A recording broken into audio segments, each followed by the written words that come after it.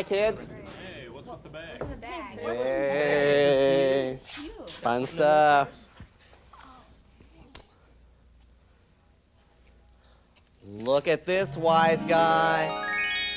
Who's in here? I don't know who's in there. Yes, who? And you know, what's in here too? What's in there?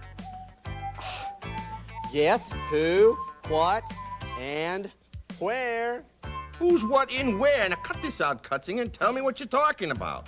This what, that's what. We have when, and we have why. How's that? Yes, you're right. How to. I am getting out of here, Cutsinger. Your questions are confusing me. Oh, wise guy, it's not that confusing. Every reporter has to answer 6 questions. The who, what, when, where, why, and how. Once you learn how to ask those questions and get the answers, we're going to be able to do for our readers what we should do. Now, those staff members that really learn the importance of reporting and writing are the ones that have the really successful yearbooks. Now, the objectives of this lesson today, word choice. Choosing the right words, okay? Now, these are the processes that we're going to be talking about. Information gathering, note organization, pre-writing in the rough draft, editing and rewriting, and then writing that final draft, and sometimes after that we still have to do a little copy fitting, so we may have a copy fitting edit. All of this has to happen right here. Now, what I want to do is to illustrate, first of all, the reporting process, and to do that, I want us to go to the magic blocks. Ooh, yeah. Research, polls and surveys, interviews, notes, writing, and then that's the final 30. Now, in order to do that, we need to cover some other areas. First of all, we need to cover the news feature format, and let's go back to the magic blocks. In addition to the news feature, we're going to be doing quotes and first-person anecdotes, interviews and question and answers. We're going to be doing narratives, infographics, listings, and story captions with quotes. We ready to go? Oh, yeah. Sure. Right on. Oh, it's 2 o'clock, and I almost forgot I have an appointment. A reporter from the high school newspaper is coming down to do a story on teachers and their hobbies. Going to talk to me this afternoon. Now, while I work with a reporter, I want you to work on your homework. I want you to get those questions and start with the 5 W's and the H. Cutsinger, Woody Bernstein. I've learned that no one has ever written a story on what teachers were like in high school. You know, I think you're right. Nobody's ever asked me about that. I did learn that you love Spumoni ice cream, that you have a cardboard dog named 3D, that your favorite activity is to stargaze, and that you went to college on a bowling scholarship. Boy, am I impressed. This guy has really done his homework. And let me tell you, he didn't get that information out of the Reader's Guide. Where did you get that information? Your mother. My mother? You talked to Christine? Yes, sir. I also have a poll here taken of a sampling of juniors and seniors, and they said that you were the most interesting teacher and would like to know more about you and what you were like. Not only did he do his research, but he actually did a poll of the juniors and seniors to find out what they would be interested in about which teachers and what hobbies. I'm really flattered to be a part of this story. I know you're a busy man, Cutsinger, so let's get this interview done. Do you mind if in addition to taking notes, I tape record this so we have an alternate record of our interview? Certainly not. That sounds like a really good idea. Let's get with it. You know, what about this bowling thing? Well, you know, I don't buy some. Well, thank you, Cutsinger. Yeah. I'll finish the story up and get it back to you for your approval. Okay, that sounds good. That was a terrific interview. I mean, he did his background research, he made out a poll and survey, he actually got his questions ahead of time, and so everything went really smoothly. Woody, did you forget something? Oh, no, I finished the story and I wanted you to take a look at it. No. Well, this is amazing. You've already gotten it done. Now, I'll tell you what I'm going to do is I'm going to look at it very carefully. I'm going to make some suggestions for editing, if there are some to be made, and then I'll get that story back to you. How's that? Say, Woody, I'm going to be talking about the writing process. Would you like to stay around? Yeah, sure. I've been around the block in this reporting business. Ooh. Okay. Now we want to talk about organizing your materials. Once you've done that background research, once you've compiled your poll and surveys, and as long as you've got your one-on-one interviews, then you're really ready to organize those notes. Now, I want you to take notes about this, okay? The first thing that you do is you read through all of that material for familiarity. You want to make sure that you're real comfortable with the material, that you're real fresh with it, and then we can begin the actual highlighting process. Now, first of all, I want you to highlight your lead and conclusion material. Hey, that's what I did. Check my pad. Now, I want you to continue organizing your story notes, and what I want you to do is I want you to highlight the really quotable material. I did that too. Might as well hand me your pad, Bernstein. I'll finish this portion using your notes. Okay, wise guy, will you take both of these things and get them ready for the class? Let's use them. Okay, boss. Okay, you can see that he's highlighted the quotable material, and those are the very best bits of information that he got from his sources during his one-on-one interviews. It's really important information. It's of high interest information. It's something that only could come from that one person's perspective, so that's very important. Now, the next thing that you want to do, notice that he's done it. He's highlighted the high interest details that he can work into the transitions of his story. In between the quotes, he's going to want to add information that's going to bridge from one quote to the next. That's a transition. So he's going to use that high interest information to pull us from one quote down to the next quote. You can see in his notes that he's numbered those quotes, he's coded them for priority, and now he has actually completed his pre-write. Nice job, Woody. Thanks. Okay, kids. It's story time. Muffy plays Powder Puff. With revenge in her eyes, the team takes the field led by 5'3", blonde-haired, blue-eyed quarterback. On the sidelines, a semi-Dolly Parton look-alike leads victory cheers sounding like the Oak Ridge Boys' deepest bass. I have lived for only this moment since last year when the seniors creamed us 36-6. Senior quarterback Jenny Stevens said, "It's revenge, and the seniors will win." In the record-setting attendance tradition of Powder Puff, the senior girls faced the juniors November the 3rd, while their male counterparts, disguised as cheerleaders and dance team members, led the 1,000-plus crowd with chants and cheers. At first, I felt a little intimidated with the way I looked, but then, well, I really looked as good as some of the girls I know, Junior Bill Simmons said.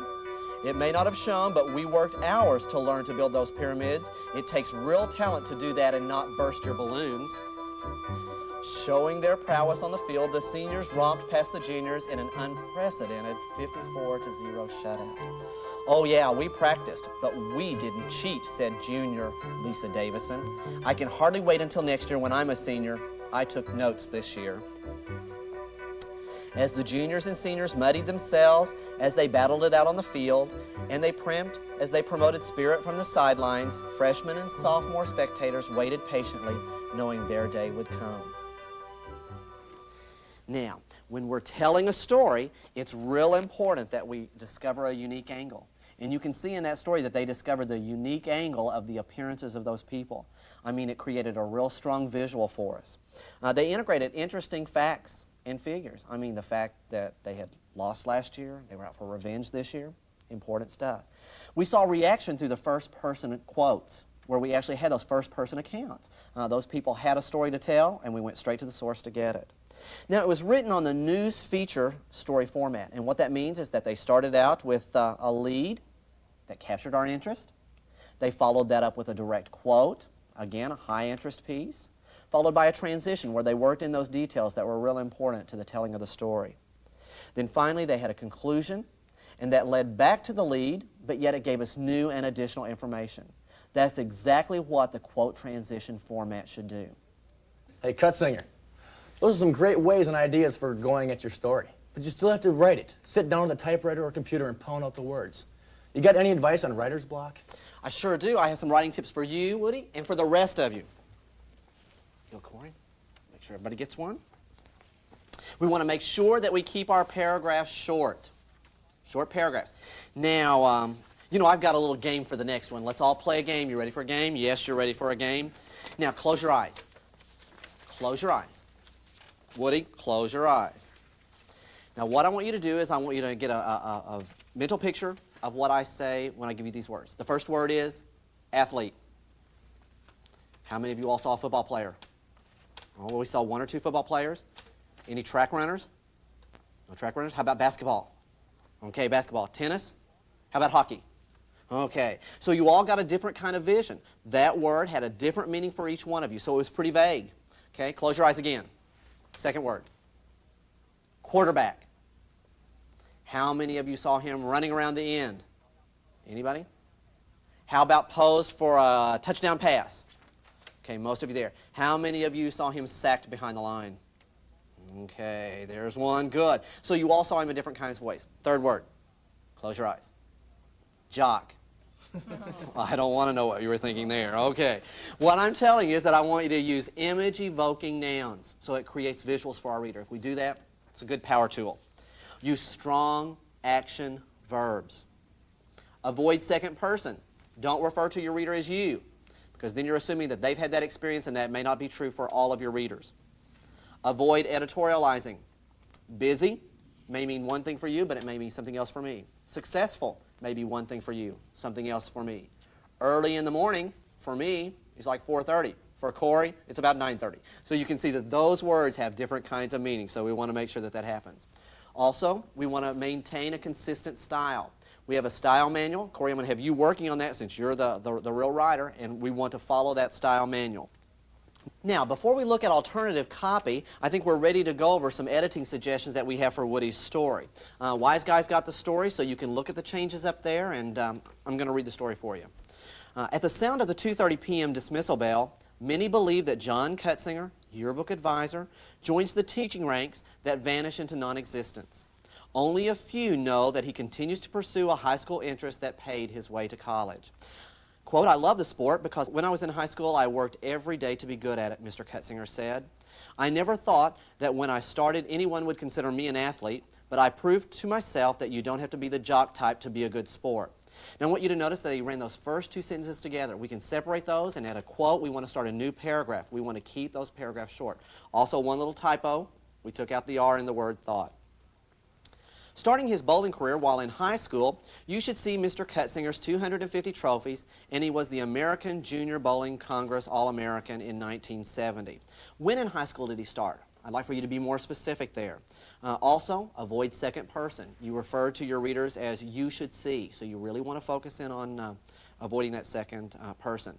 Was, passive voice. That's a boo hiss, weak verb. So rewrite that sentence so that you take action.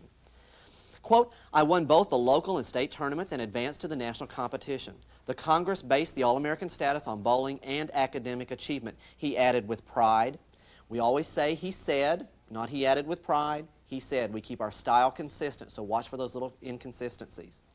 The honor brought Mr. Cutsinger over 50 scholarship offers, of which he accepted one that paid tuition and fees as well as room and board. I love the sport and still find time to roll a line or two. It is a family game that I will be able to play the rest of my life, and my wife, Debbie, and my daughter, Jamie, both like to bowl, he said. Every Tuesday, when school lets out, Mr. Cutsinger does vanish. He rushes to Lucky Lanes for his weekly afternoon traveling league, where he carries an impressive 190 average. Now, impressive is editorialized. Those guys that roll a 210 average would think that 190 was pretty mediocre. So you want to avoid that editorializing. You have great content, Woody. Needs a little refinement, but that's a final 30. I see what you mean. I'll make those changes and give you another copy. Sounds Thanks, good. Cutsinger. Well, thank you, Woody. You know, we've got to catch some of that enthusiasm and excitement that Woody has for writing. You know, if we don't get excited about writing our stories, our readers are not going to get excited about reading them. Now, take out your notes because I want us to talk about alternative copy, and I think that's going to be a lot of fun. Let's start with quotes and anecdotes. They relate one-of-a-kind human interest experiences. One-of-a-kind human interest experiences. Now look at the wise guy. Look at this club spread. Notice that there's no long body copy like we traditionally see. There's a headline in the upper left. Notice that we have the group shots, and coupled with those group shots are just direct quotes. Those direct quotes capture our attention. It really focuses on the major activity or event of that club. But then notice that the captions and the photographs together now combine to tell the rest of the story. So I think that using quotes and then longer anecdotes can really help to capture the moments. The second aspect, write this down, interviews and question and answers. Now, this has real strong appeal because it has a people perspective, and we all like to read about people. The questions, however, that you ask must be insightful, and they must be information-packed. Now, look at this spread. It's on JV baseball, and we know that from reading the headline. Notice that it alludes to the varsity team, even though it's on JV. Notice that the headline is a question and answer, but notice that the body copy underneath it follows up and it tells the story using questions and answers. You can just tell by the length of those questions that they're long and insightful, and they have details of the season that prompt the respondents, those people who are being interviewed, to give us good information. Third in your notes should be descriptive narratives. Usually these will appeal to the emotions, and they'll do that through a common experience. Now, when I give a test in here and I return that test to you, I know the first thing that Nancy says to Scott is, "What did you make?" That's right, Nancy, you know it. What did you make? She always wants to know what Scott made. Well, that's a common thing that we hear. Now, what I'd like for you all to do is a little process called scripting. What I'd like for you to do is when we do scripting exercises, you go out and you listen for phrases and words and sentences, those kinds of things that kids say that focus in on that activity or event. What did you make? When will report cards be mailed? Do we have homework tonight? All those kinds of things are things that we hear. So this is a narrative that really focuses on those things that kids say, that common experience. Infographs. Infographs visually tell, and they illustrate a story, and they're able to do that in a very small space. Now here we have a specialty magazine. This specialty magazine is a real fun magazine. You'll notice that they have an infograph down there on the bottom right. Notice that the question is, when do you clean your room? How often do you clean your room? You can see that they've actually used a chest of drawers, and they pull out the drawers to be the bar graph. I think that's really clever. Don't you think kids will read that? Sure they will. So let's be sure that we do that kind of thing. Now listings.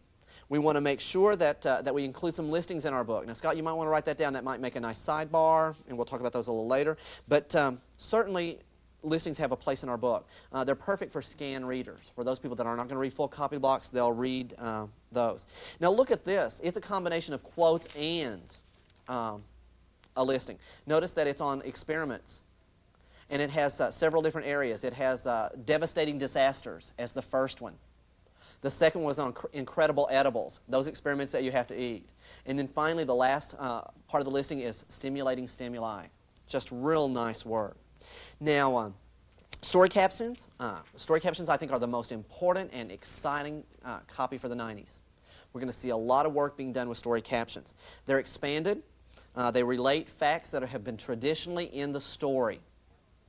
Now, look at this. There are absolutely no body copy. All captions. Notice that they treat the dominant photographs caption in a real different way. They even link the headline to that. Sports Illustrated links headlines and photographs together all the time. So we've kind of adapted that technique to this. Now take this down in your notes, because you may want to refer back to these examples when you're assigned some kind of alternative copy. The quotes on the club spread, that came from the Fast Track Easy Design series. The JV baseball story came from the Westlake High School yearbook from Austin, Texas. Then the What Did You Make? That also came from the Westlake High School book, Austin, Texas. Clean Your Room comes from the Noblesville, Indiana High School yearbook. That's called The Shadow. You also, the experiments that had the supportive quotes came from the Westridge Middle School yearbook, Austin, Texas. Out of Reverse, the Powder Puff football, that one came from the Westlake High School yearbook. Good copywriter, so go back and look at those and refer to those. I think it'll help you. You know, those alternative forms of copy make for really great sidebars. I think that now would be a terrific time to call Joanne Graham. She's from Ardmore, Oklahoma, Ardmore Middle School. They always seem to do a really good job with their sidebars, and I think maybe she could give us a lot of ideas. Okay? You might want to take some notes.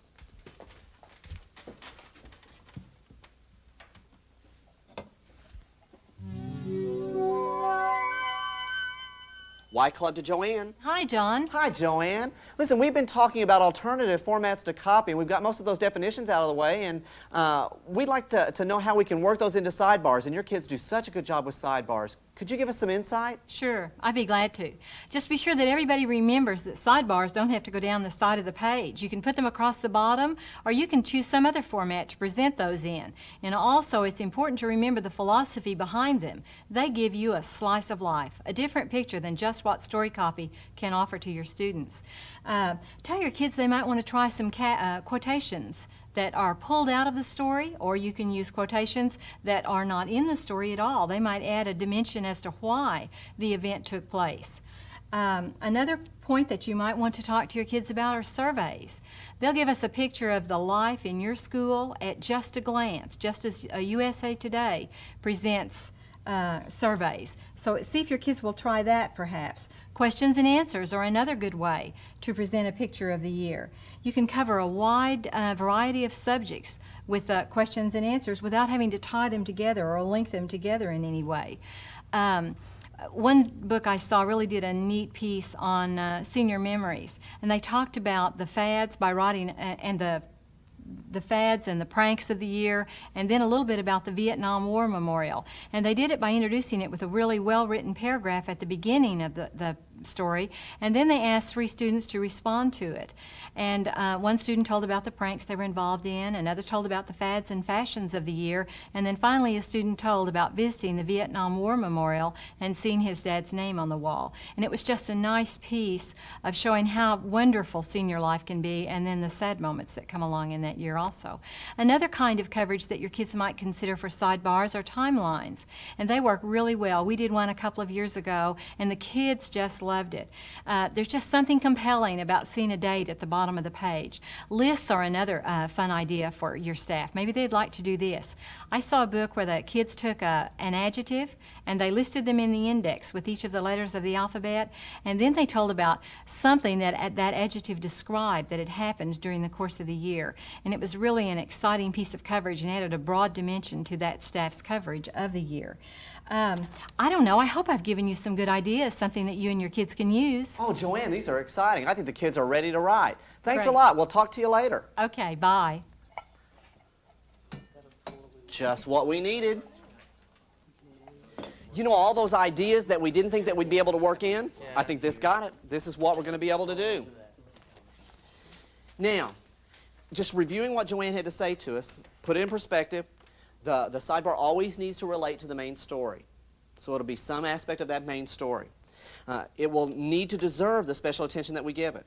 I mean, if it doesn't deserve that extra attention, there's no reason to break it out. So we want to make sure that we break it out for a purpose. And then we want to be sure that we coordinate it to that main story, but it still needs to be subordinate. We don't want it to overpower the main story. Okay, we got that? Let's look at the trail from Norman High School in Norman, Oklahoma. The theme of their yearbook was random notes. They had a little refrigerator with little notes on it. It was real fun. But look at this spread from Student Life. Notice that they use a sidebar. It's not on the side, so the sidebar can appear anywhere. It's across the bottom. Notice that they use the direct quotes to showcase the extra ideas that they want. Scott, why don't you write that down? Direct quotes. Got it. All right, notebooks out. We need to change topics, so put a new heading. We're going to start headlines. Now, last year, many times the very last thing that we wrote were the headlines. As page envelopes were going into the box, we were writing the final headlines. The worst part of our book, as far as copy was concerned, were the headlines. The worst part. Now, that's the first thing that our readers are going to consider because it's the biggest type on the spread. We want to make that the best. Now, in order to do that, we need to think of them as strategic elements. Write that down. Strategic elements. And the strategy for using them is that they're going to unify all elements on the spread. So they're unifying. They're the glue. When the people see that headline, they know what that spread is about. So it identifies the content. We want to make sure that it's right on, not misleading, but really on target. If there's a main story on the spread, it's going to draw our interest to that story. When we pick up a newspaper, we read a headline, where do we expect the story to be? Underneath. That's where we want our headlines to be. It's also going to create section personality. We're going to learn some ways of really using the headline as a graphic element. Now, our headlines need to be real content effective. What that means is that we actually reflect details, story specifics. There should be some insight that results from that information. The first couple of years that I advised, you saw that terrible book earlier, we got the yearbook back, no headlines. We just didn't write them. We sent it into a judge, and the judge said, I think you ought to have headlines. That next year, you open up the sports section, and it said, football. We were so proud of ourselves. We were really proud. Well, we got the judge's critique back, and he said, I think you need to be more specific in your headlines. Well, the next year, you picked up our yearbook, and we were really proud of ourselves. It said, varsity football. We had gotten real specific. So what you know is that we want the real details that make this year different from all other years in those headlines. Now, I think it's real important that we have a subject-verb combination. Okay, subject-verb combination. Visual nouns, strong action verbs. Okay, I have a little game for us to play to illustrate action verbs. Now I want you all to sit up really good and straight. And now what I want you to do for me is I want you to is. You are ising. Not very exciting, is it? Not at all. Not at all. Okay, now what I want you to do is I want you to stand up. Come on, stand up. Stand up. Now that's a lot more fun, isn't it? It's a lot more interesting standing up as opposed to ising. Oh, yeah. Okay, sit down. Is, are, was, were, be, being, been. Boo, hiss. Boo. Bad words. Bad words. Just don't use them. Let's stay with strong action verbs. Now, the primary and secondary presentations is the next concept we want to cover. Primary, or sometimes called main headline, is the dominant, the high interest headline. It's much larger, sometimes it's bolder. It's contrasted with the secondary headline. Now, it's subordinate in size, but not in content. Write that down. Not in content. We want to make sure that that secondary headline has lots and lots of flavor in it. Now, look at this headline from Kirkwood High School, Kirkwood, Missouri. It's in the mug section, the people section. Style stand test of time. That's the secondary. Notice that it's small. Notice that the main headline, some things never go out of fashion, really stands off the page. It's much larger. It's about twice the size as that little secondary. But the secondary gives us a little more information, some details, certainly enlightens us. Now look at this headline, The Wheel World. We kind of know it has something to do with transportation because of the play on words. Traffic jammed each morning with squealing tires and Ozzy Osbourne. I think we know something about their student population and what they do before school. That's from Van Buren High School in Van Buren, Arkansas. But you can see they captured the moment. They really made it specific for their particular year. Now, wise guy, 4 kinds of main headlines. The first is a kicker. The kicker has 1 line of secondary over 1 or more lines of primary. I'm glad that you're taking notes because I think that's real important. 1 line of secondary over 1 or more lines of primary. Notice the example that there's a little headline. Student council raises $12.57 for needy over that main headline that says dialing for dollars. Really grabs our attention. Now, the second headline design or pattern that I want you to know is the wicket. The wicket consists of 2 or more lines of secondary over 1 or more lines of primary. Now look at the screen and you're going to see at the wise guy and you're going to see that, yes, we have 2 lines of little headline over 1 line of big headline. That's what makes it a wicket. A hammer headline is the reverse of a kicker or a wicket. It's where you have 1 line or more of primary over 1 or more lines of secondary. So your main headline is on top of the little headline. The tripod is the most difficult to create, but it has the best results. It's where we have 1 or more lines of primary with 2 or more lines of secondary beside it. Now, Scott, write that down because that's a real important headline for us to work into 1 or 2 sections of the book. Yeah. Now, to get a real feel for what these headlines are like, I think that what we want to do is to go into the big book. Now, who wants to go? Yeah, sure. Okay, Scott, why don't you come on? The big book.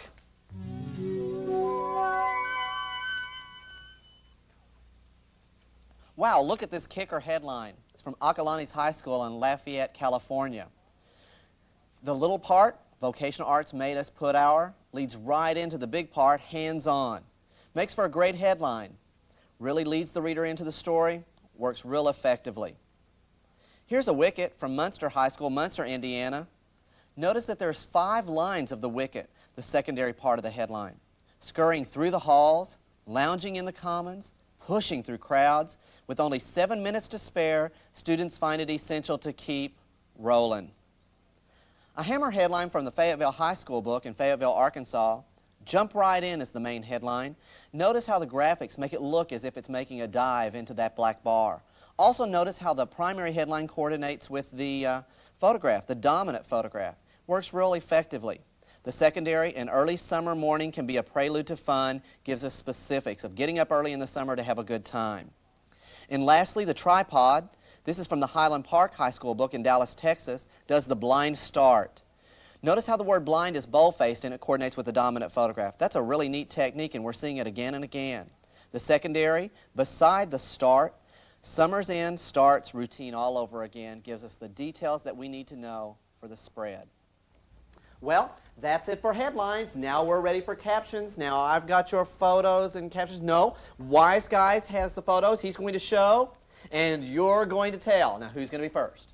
Okay, Corey, you go first. All right, my caption reads, "Wild state of mind," and I have a quote that goes with it. "With no doubt about who won, junior Lance Kennedy hugs teammates after the final buzzer of the 9-2 state championship game win against Wilson High School. Undefeated in district play, the varsity team entered the regional playoffs, scoring 3 goals for each opposing team's single goal. I just knew there was no chance to win after our second-string goalie got injured, but that strengthened the team and challenged us even more to win for those guys." Corey, your caption was great. Did you all notice how it really completed the action of the picture? He really generated an interest in that photograph by the wild state of mind, just to give us that little premonition of what was coming up. That was terrific.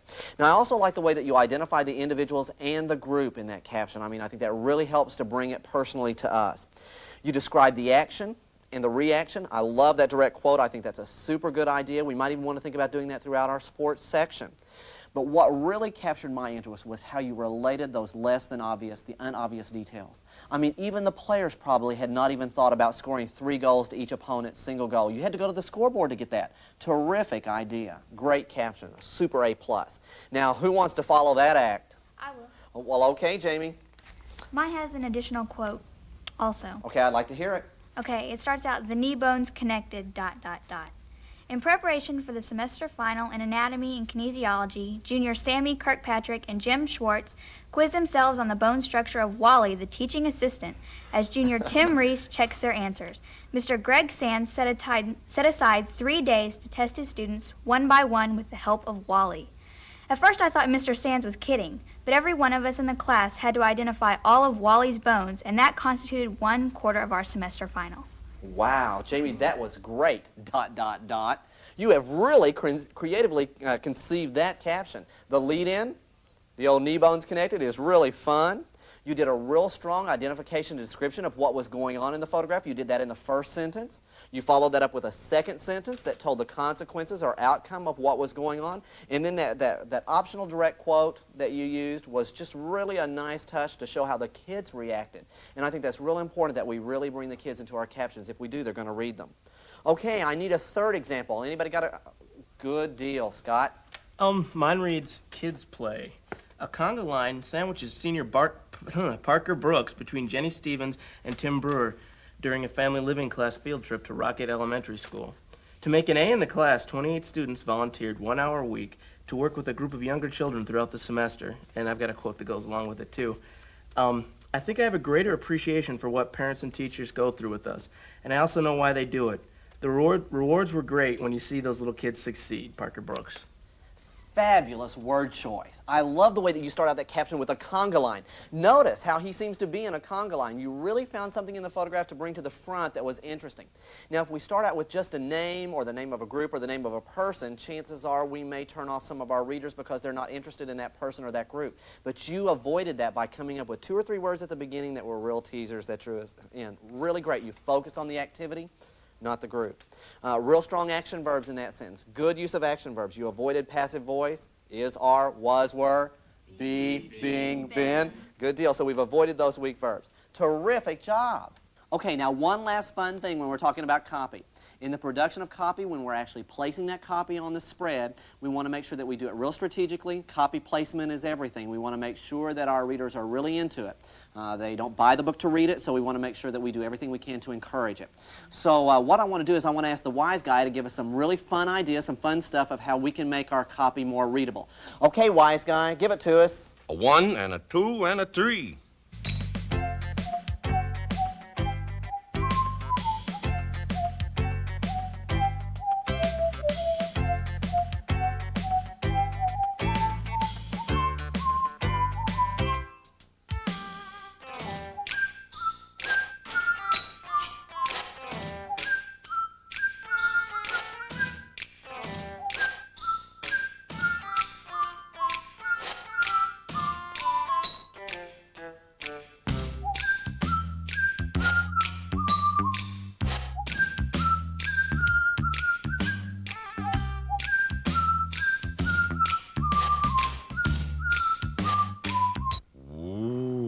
That's good. I finished the story, Cutsinger. Thanks for your time and your tips. Oh, no problem. See you later, Woody. Now, so to wrap up the reporting and writing process, first of all, you gather your information. That is the foundation for your story. If you don't do that well, nothing else is going to happen right in the process. Second of all, you organize your notes, and I really encourage you, I won't force you, but I encourage you to use that highlighting technique. It'll really put you on target. It'll help you to prioritize your material. That also leads you right to your pre-write, and then that's going to make your rough draft easier to write. You're going to follow that with edits and rewrites. Notice that both of those are plural. The difference between editing and rewriting is that editing are suggestions that you're going to take to your rewrite. Okay? Finally, that final draft. You're going to feel real good about the fact that it's the best that it can be given the situation. Remember to consider all types of stories, the alternative forms as well as the quote transition format. We're right on track. No pun intended. Yada da da da da da da da shaboom.